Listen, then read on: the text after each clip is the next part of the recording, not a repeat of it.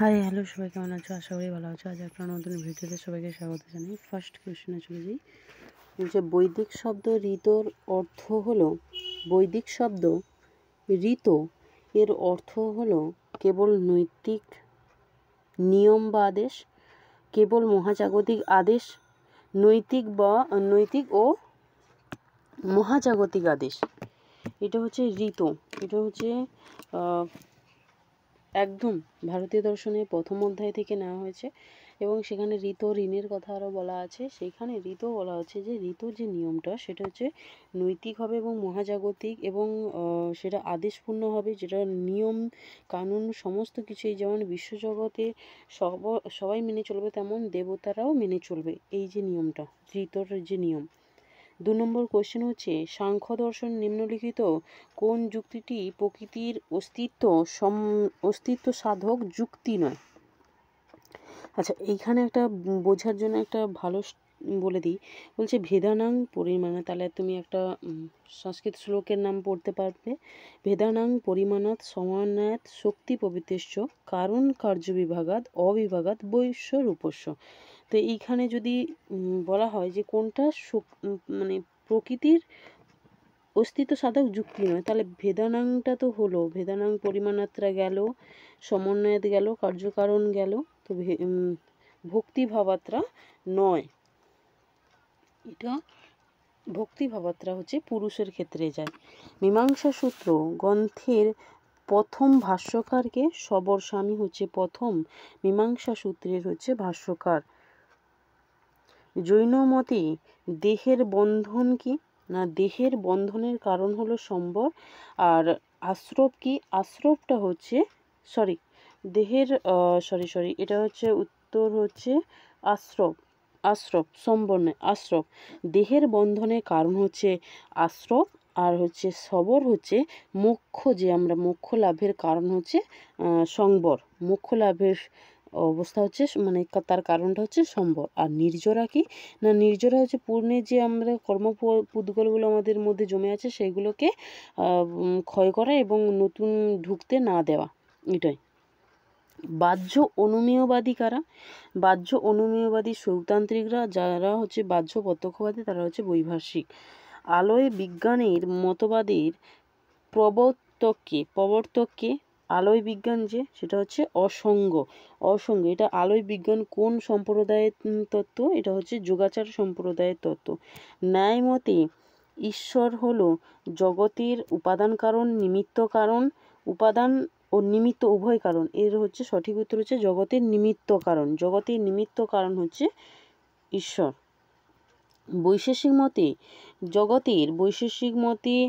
জগতের উপাদান কারণ কি? বৈশেষিক মতে জগতের উপাদান কারণ হলো পরমাণু।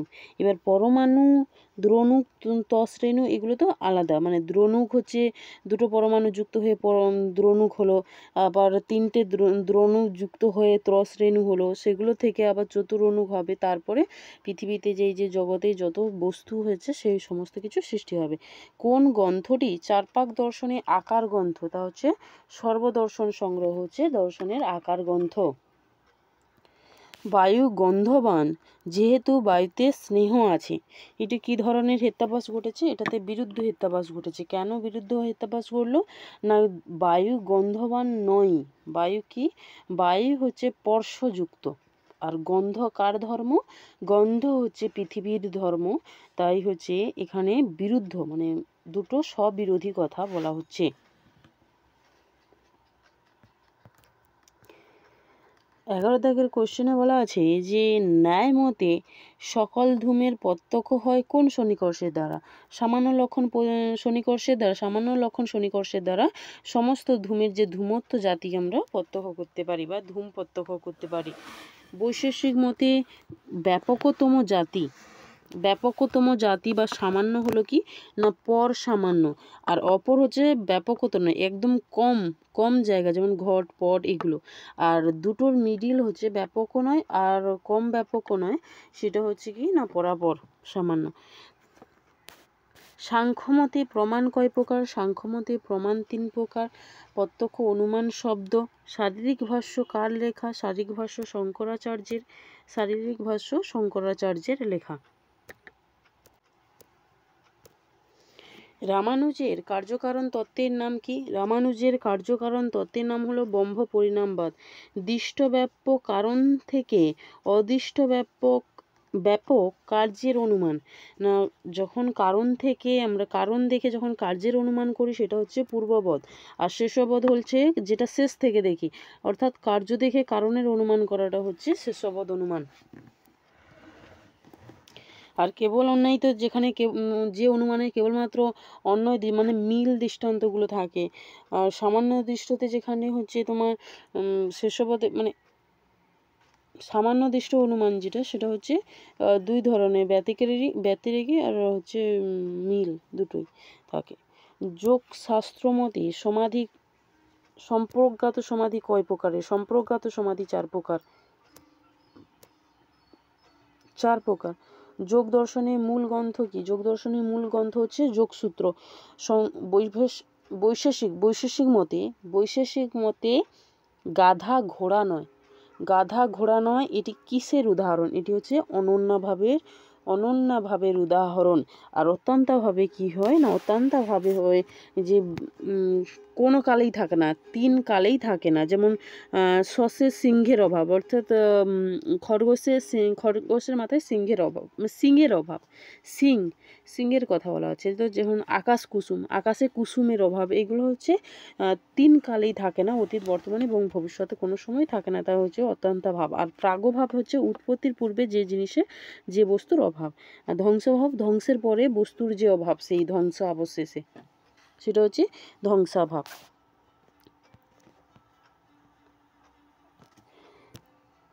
যে শাস্ত্র মানুষের আচরণের ভালোত্ব বা মন্দত্ব নিয়ে আলোচনা করে তাকে কি বলা হয়, মানে তাকে নীতিবিদ্যা যে বলা হয়। এই যে উক্তিটি, এটি কার? এটি হচ্ছে ম্যাকেঞ্জির উক্তি। যে ম্যাকেঞ্জি বলেছেন যে শাস্ত্রে মানুষের আচরণের ভালোত্ব বা মন্দত্ব নিয়ে আলোচনা করে তাকে বলা হয় নীতিবিদ্যা। এবং উইলিয়াম লিলিও বলেছেন যে সমাজবদ্ধ মানুষের কোনটা ঠিক কোনটা ভুল, ভালো এবং মন্দ সমস্ত কিছু নিয়ে যে আলোচনা করে সে হচ্ছে নীতিবিদ্যা। শাস্তি সংক্রান্ত কোন মতবাদ উপযোগিতার নীতির ওপর প্রতিষ্ঠিত? শাস্তি সম্পর্কিত যে মতবাদ, সেই মতবাদ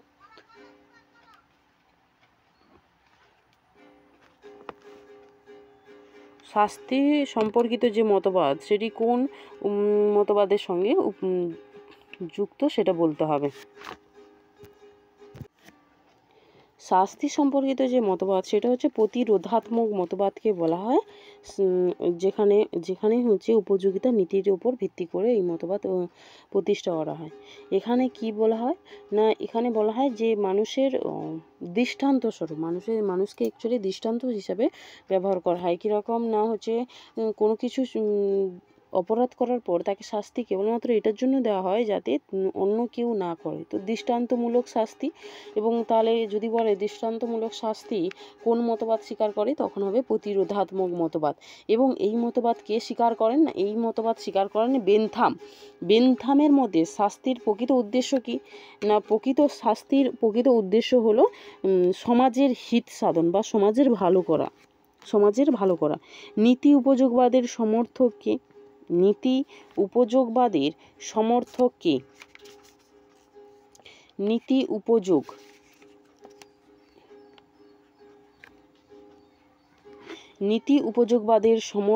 কে সেটা বলতে হবে। সেটাকে নীতি উপযোগবাদের সমর্থক হলেন এখানে যে আছে তিনি হচ্ছেন জন রলস স্বীকার করে, মিল করে, বার্কলে করে, রিচার্ড ব্রানডট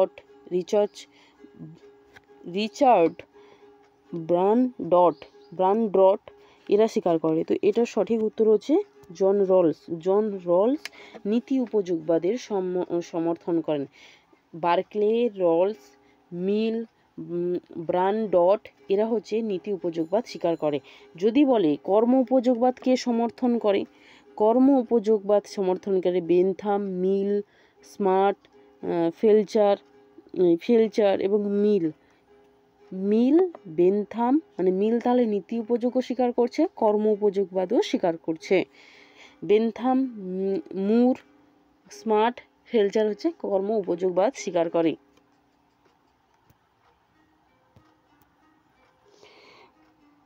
কোনো একটি বস্তুকে কামনা করা এবং তাকে সুখদায়ক বলে মনে করা, এই দুটি একই বস্তুর দুটি দিক। এটা কে বলেছেন?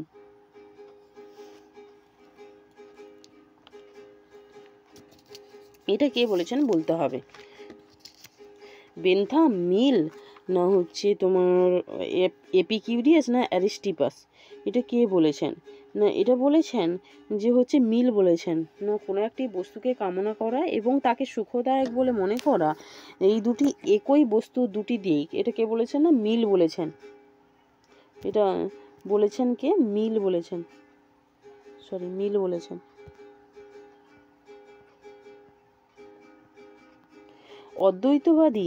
অদ্বৈতবাদী নীতিগতবাদের প্রতিষ্ঠাতা কে? কান্ট।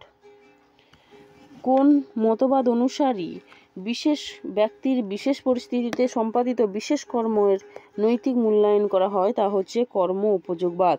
কান্টের নৈতিক মতবাদ কয়টি বিভক্তির ওপর নির্ভরশীল? সেটা হচ্ছে তিনটি বিভক্তির ওপর নির্ভরশীল। কর্মকর্তব্যবাদের সমর্থক জে বাটলার এবং প্রিচার্ড হচ্ছে কর্মকর্তব্যবাদের সমর্থক, আর প্রাইস হচ্ছে নীতিকর্তব্যবাদের সমর্থক। তাহলে এই দুটো কিন্তু হবে। জে বাটলার এবং প্রিচার্ড হচ্ছে কর্মকর্তব্যবাদের সমর্থক। সুখের গুণগত পার্থক্য নির্ণয় করার ব্যাপারে উপযুক্ত বিচারকের রায়ের কথা বলেছেন কে? বলেছেন মিল বলেছেন যে সুখের গুণগত পার্থক্য নির্ণয় করার ব্যাপারে উপযুক্ত বিচারকের রায়ের কথা বলেছেন কে? না মিল বলেছেন। অধ্যাপক ফাঙ্কেনা তার এথিক্স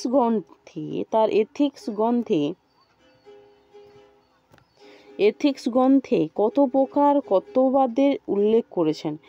এথিক্স গ্রন্থে কত প্রকারের উল্লেখ করেছেন? তিনি হচ্ছে 2 প্রকারের কর্তব্যবাদের উল্লেখ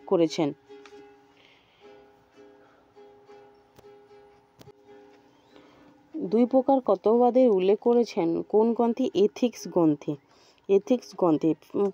ফ্রাঙ্কেনা কি নীতিকর্তব্যবাদ আর হচ্ছে কর্মকর্তব্যবাদ। নীতিকর্তব্যবাদ এবং কর্মকর্তব্যবাদ। প্রতিরোধাত্মক মতবাদের সমর্থক কে? প্রতিরোধাত্মক মতবাদের সমর্থক হলেন বেনথাম। একটা কোশ্চেন ছাড়া হয়ে গেছে। প্রতিরোধাত্মক মতবাদের সমর্থক হলো বেনথাম। আর ইউথেনিসিয়া শব্দটি যে দুটো শব্দের গ্রিক শব্দের যৌথ রূপ কোনটা? না সেটা হচ্ছে ডির দাগে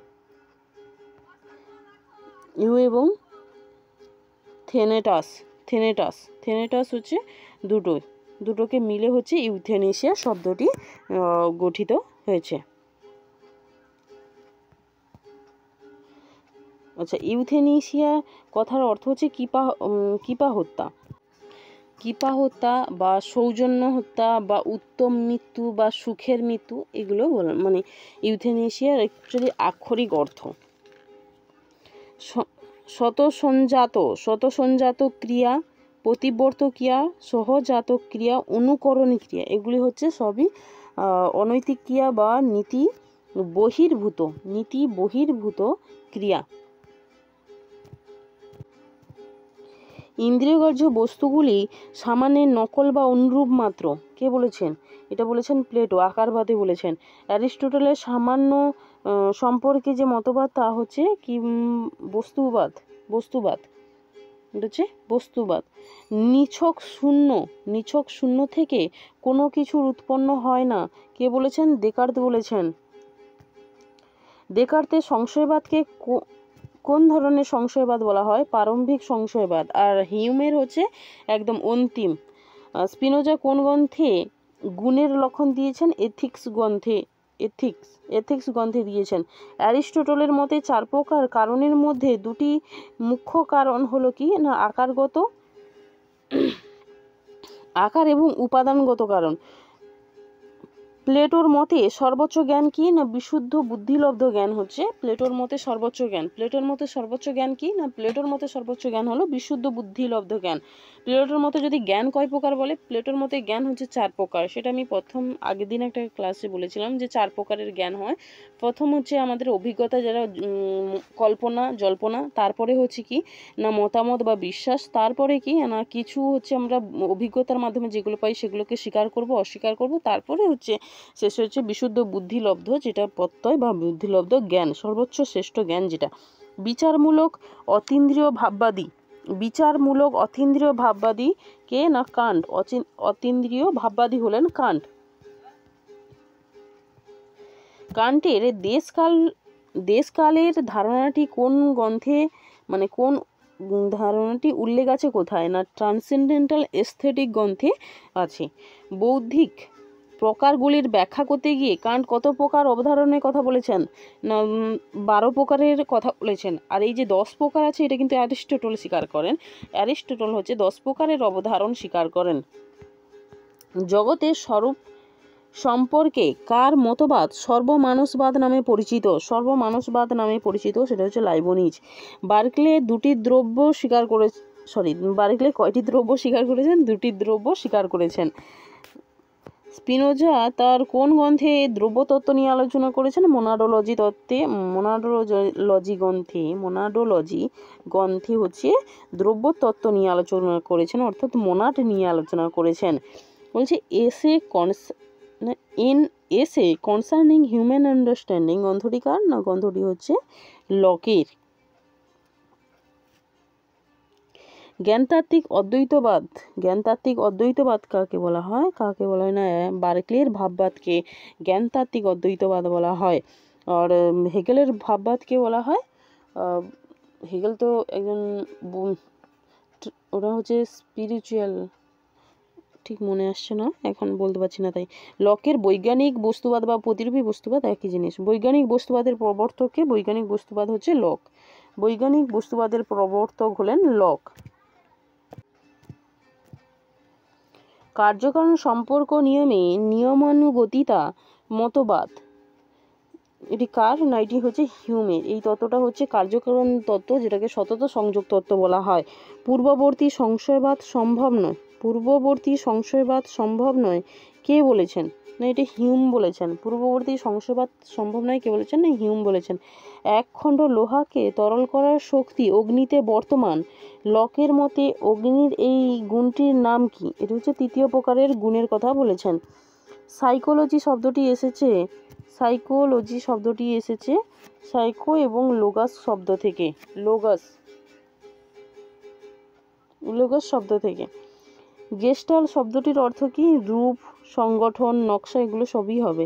প্রত্যক্ষের ক্ষেত্রে ত্রিভুজের এইরূপ চিত্রটি যে নিয়মকে স্মরণ করায় তা হচ্ছে ভগ্নাংশ এবং পরিপূরণের নিয়মকে দর্শায়। এবং প্রত্যক্ষের ক্ষেত্রে 3টি হচ্ছে অনুষঙ্গের নিয়ম বা অনুষঙ্গের নিয়মের কথা বলা হয়। সাদৃশ্য, নৈকট্য আর হচ্ছে কার্যকারণ নিয়ম। ফেকনারের সমীকরণটি হলো এস সমান সি লগ আর। সংবেদনের কোন বৈশিষ্ট্যের জন্য আমাদের কাল জ্ঞান হয়? স্থায়িত্বের জন্য, মানে কতটা সময় ধরে সে উপস্থিত আছে। কোন মনোবিজ্ঞানী পুনঃসমাকলন নিয়মের কথা বলেন? পুনঃসমাকলন নিয়মের কথা বলেছেন হ্যামিল্টন বলেছেন। থর্নডাইক তো যে তোমার ভুল এবং প্রচেষ্টা যে শিখন সম্পর্কে মতবাদ। ফ্রয়েড হচ্ছে স্বপ্নতত্ত্ব দিয়েছে এবং টিচেনার হচ্ছে সংবেদনের 4টা ধর্মের কথা বলেছেন।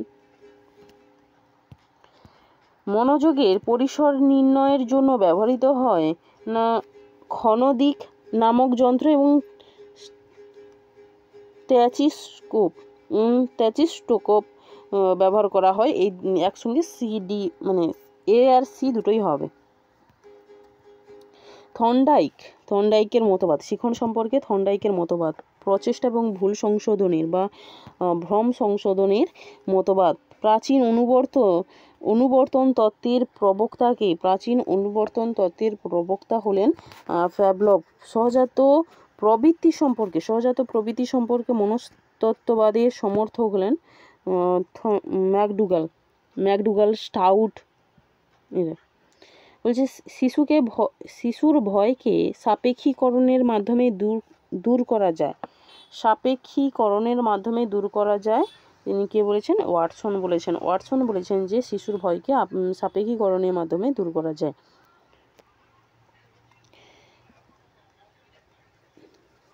এবিলিটিজ অফ ম্যান, গন্ধরিকার স্পিয়ারম্যানের। বুদ্ধির কোন তত্ত্বটিকে বুদ্ধির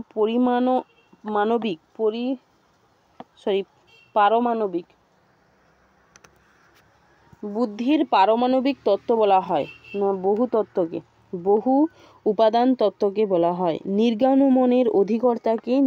মনের অধিকর্তা হচ্ছে ইগো হচ্ছে অবচেতন মনের অধিকর্তা। আমাদের সমস্ত প্রকার অবদমিত কামনা বাসনার আশ্রয়স্থল হলো নির্জ্ঞান স্তর হচ্ছে আমাদের অবদমিত কামনা বাসনার আশ্রয়স্থল। সমাজ হলো সামাজিক বিজ্ঞান সমূহের সুবর্ণ মুকুট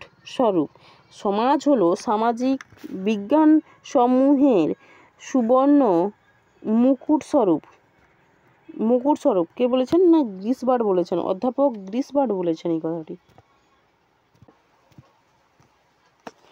সম্প্রদায়গত মনোভাবের উপাদান কয়টি? সম্প্রদায়গত মনোভাবের উপাদান হচ্ছে তিনটি। বৃত্তি অনুসারে মানুষকে শ্রমিক, ডাক্তার ইত্যাদি ভাগে বিভক্ত করা হয়। সেটা হচ্ছে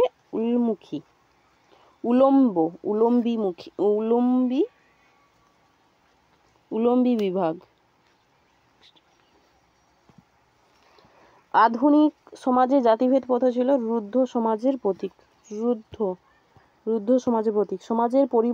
সামাজিক পরিবর্তনের প্রধান হাতিয়ার হলো শ্রেণী সংগ্রাম। অধ্যাপক জিন্সবার্গ কত প্রকার শ্রেণী মনোভাবের কথা উল্লেখ করেছেন? 3 প্রকারের শ্রেণী মনোভাবের উল্লেখ করেছেন। লোকাচার যখন শাসনের ভূমিকা নেয়, অপেক্ষাকৃত কঠোর হয়, তখন তাকে লোকনীতি বলা হয়। পরিবার, রাজনৈতিক দল, স্কুল, কলেজ, রাষ্ট্র ভীষণ ইম্পর্টেন্ট। সংঘ সমিতি, কোথাও দিয়ে দিতে পারে যে ধর্মীয় সংগঠনটা কি, সেটা সংঘ সমিতি, রাজনৈতিক দল। এখানে 4-5টা দেওয়া আছে, এগুলো খুব খেয়াল করে রেখো। বলছে গান্ধীজি আনটু দিস লাস্ট পুস্তকটি গুজরাটি ভাষায় অনুবাদ করে নামকরণ করেন কি না সর্বোদয়।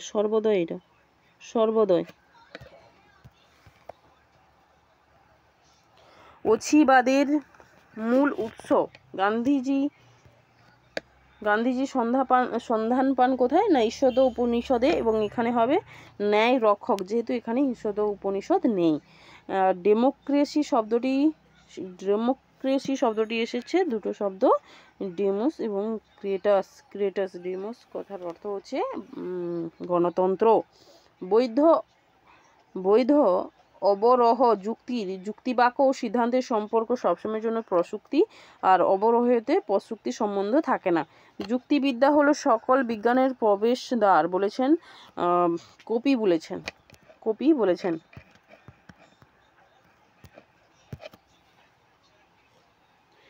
সব মানুষ সৎ নয়, এই বচনটি যদি সত্য হয় এর বিরুদ্ধ বচন কি হবে? মিথ্যা হবে। ও বচন ছিল, যদি ও বচন হচ্ছে সব মানুষ নয় সত্য, তো তার হচ্ছে বিরুদ্ধ বচন এ বচন, তো সেটা মিথ্যা হবে। তৃতীয় সংস্থানে একটি বৈধ মূর্তি হেতুবাক্য দুটি এ বচন, আচ্ছা ব্রহ্মাণ হবে ডারাপিটি হবে তৃতীয় সংস্থানে। ডারাপিটি কোন মূর্তিটিতে হেতুপদ দুবার ব্যাপ্য হবে? এটা তৃতীয় সংস্থানে দ্বারা পিটিটা দুবার ব্যাপ্য হবে। শূন্য শ্রেণী হচ্ছে কি না এস।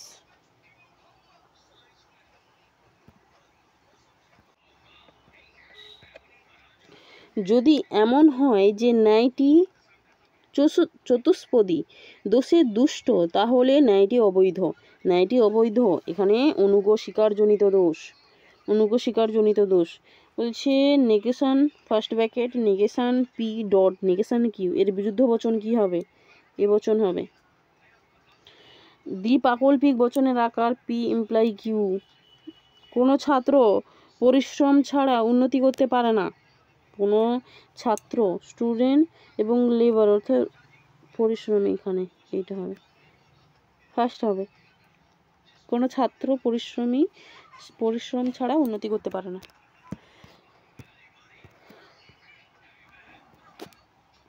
বলছে অবরোহ অনুমানের সমস্যাটি কি? সামান্যীকরণটা হচ্ছে সমস্যা। কারণের পরিমাণগত লক্ষণের ওপর নির্ভর করে কোন পদ্ধতি গড়ে উঠেছে? সহপরিবর্তন পদ্ধতি। কোন ঘটনা বা প্রাকৃতিক নিয়মের যাচাইযোগ্য ব্যাখ্যাকে বলা হয় বৈজ্ঞানিক ব্যাখ্যা বলা হয়। দুটোই ব্যাখ্যা, বৈজ্ঞানিক ব্যাখ্যা, অবৈজ্ঞানিক ব্যাখ্যার কথা বলা হয়। এটা প্রকল্প অধ্যায়ের থেকে নেওয়া। আর তার আগের কোশ্চেনটা হচ্ছে যে 5টা মিলের যে 5টি পদ্ধতি আছে, সেই পদ্ধতিকে অন্যয় ব্যতিরেকি, স্বপরিবর্তন, পরিশেষ পদ্ধতিটা বেশিরভাগ আসে না। আর বাকি 3টে পদ্ধতি একটু সাংকেতিক আকার এবং কোন নিয়মের ওপর কোনটা গঠিত, এগুলো একটু টুকটাক দেখে রাখো।